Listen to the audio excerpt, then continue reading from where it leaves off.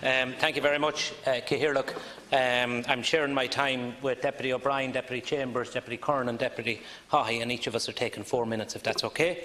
I welcome the opportunity to bring forward this private member's motion this evening, and I want to raise a number of points. I'll allow my colleagues who represent in particular constituencies to outline their main concerns in relation to some of the proposals as outlined by BusConnects. And at the outset, I do want to acknowledge that the NTA has carried out, or by the end of the consultation period, will have carried out 32 public consultations, and I encourage people to go to engage in those public consultations and have their views known, not just on the positive or the negative elements, but on the positive elements of this proposal too. Time and time again, people have asked me, who is the NTA? The National Transport Authority is the body responsible for transport, public transport in this country.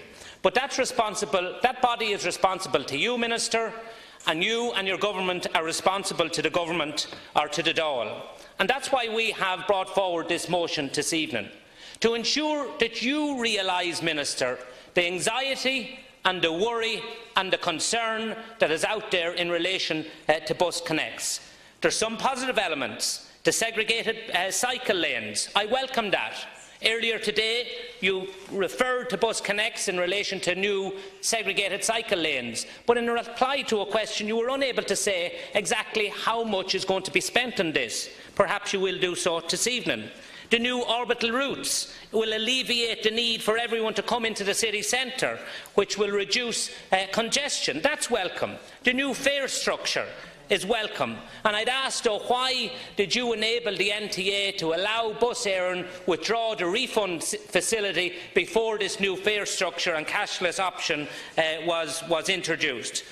Greater capacity, new energy efficient buses.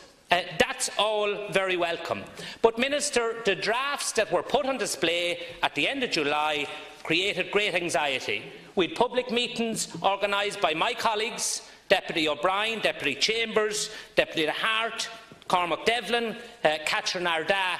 Anything from 100 up to 500 and 600 people attended these meetings. Now, Minister, as I said at the outset, the NTA is responsible to you. And I want you to give a commitment on the floor of the Dáil this evening that the consultation process is not simply a box-ticking exercise, that the views of the people, the service users of Dublin Bus, will be taken on board, and that whenever a new redesigned network is agreed in draft format, that draft format will be put back out so that the public people, the 150 million people who use Dublin Bus on an annual basis, will have their opportunity to give their verdict on that network. Can I ask, Minister, was Gerard Walker the only consultant that was chosen or considered for this draft plan? If he wasn't, who else was considered? Why was he chosen?